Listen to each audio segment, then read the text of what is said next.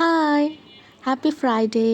আজকে ফ্রাইডেতে যেহেতু সবাই বাসায় থাকবে, তাই ভাবলাম যে সবাইকে আমার হাতের স্পেশাল কিছু খাওয়াই।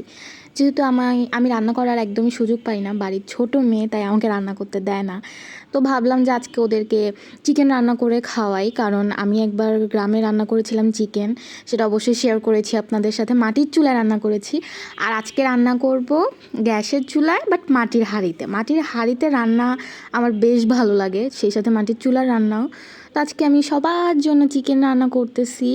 সবাই খেয়ে বলবে যে আমার রান্না কেমন হয়েছে। অবশ্যই সবার থেকে রিভিউ নিব সন্ধ্যায় কফির আড্ডায়, সেটাও শেয়ার করব আপনাদের সাথে। আমি তো খুবই এক্সাইটেড, রান্না করতেছি, সবাইকে খাওয়াবো, সবাই কিনে কি রিভিউ দেয়। সো ফাইনালি এটা হচ্ছে আমার চিকেনের ফাইনাল লুক।